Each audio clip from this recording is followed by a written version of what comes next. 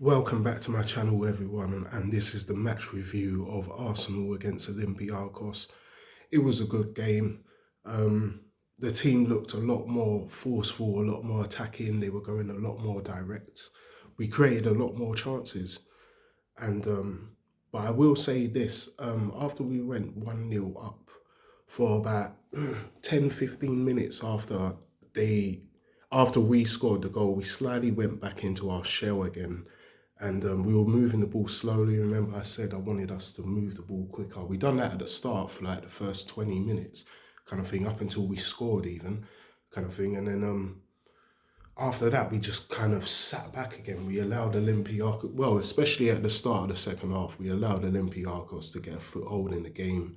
We were pinned back in our half a lot more as well. And that's one thing I don't like about our team as well. When we are defending, we seem to get every single person behind the ball. And then when we get the ball, we don't really have anyone to spread it to, no one to knock it up to, so the team can then come and join that person, kind of thing, further up the field. We're always seeming to try and tick-a-taka. But we're doing it really slowly as well. So to me, that doesn't really make a lot of sense. But I will give credit where credit's due. Arteta seemed to have a bit more of a forward-thinking idea for this game, which is good to see. I did like the substitutions he made. I just thought he could have done it like 5-10 minutes earlier, kind of thing, which would have allowed us to push forward a lot more, have a lot more time. Like, I think he brought on Eze and Saka in and around 70, 75 minutes, which gives them 20, 25 minutes. I would have brought them on in and around 65, 60 minutes, kind of thing, to give them half an hour. And then possibly could have created more chances to score more. 2-0 is a good result. Again, another clean sheet. Can't be upset with that at all. We're looking very solid as always.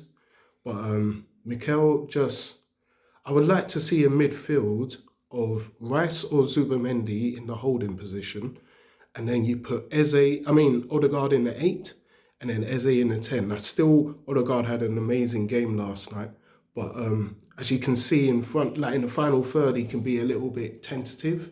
It's almost like he gets a little, like the pressure gets to him a bit. But when it comes to knocking the ball around, keeping the tempo of the ball quick, and even finding a pass from deep, kind of thing, he done that a couple of times, say it through for Gokares. The assist for Saka for the second goal as well. That was very good, quick passing between him and Saka as well. So, it was a good result. But I would like to see Odegaard, holding position of Rice or Zubimendi with Odegaard in the 8 and Eze in the 10. Man City slightly done that when they had De Bruyne, Bernardo Silva and Fernandinho, but they just relied on them keeping the ball a lot more. So that one person in the holding position, he won't have to run around too much. He won't be using too much energy because they're just very good at keeping the ball. The players that they have on the field, it's just easier for them to keep the ball. And they had an amazing defence with Diaz and company, and John Stones was there as well, Carl Walker. They had an amazing defence. So it's a little bit like us. Arteta just has to be a little bit more trusting, give the players a little bit more room to express themselves. But I won't complain too much. I feel like I'm rabbiting on a little bit now. It was a good game, a good result. On to the weekend now, and hopefully we can keep this momentum going. Martinelli with another goal. I don't know if he should start on the weekend though. He's probably going to put Eze on the left when it comes to the game on the weekend. But like I said, I would have Zubimendi, Odegaard and Eze in the middle three for the midfield. And then I would keep Martinelli on the left. Or you know what? Because it actually worked out well, I'd put Martinelli on the right and try Saka on the left. He seemed very comfortable with that finish last night as well, because it was on his left foot. So naturally, he just allowed the ball to come across him and he could just hit it, drill it through the goalkeeper's legs. 2-0 to the Gunners. It was a great game. On to the next one. Come on, you Gunners. Thank you. for watching my video. Can you please like, subscribe to my channel?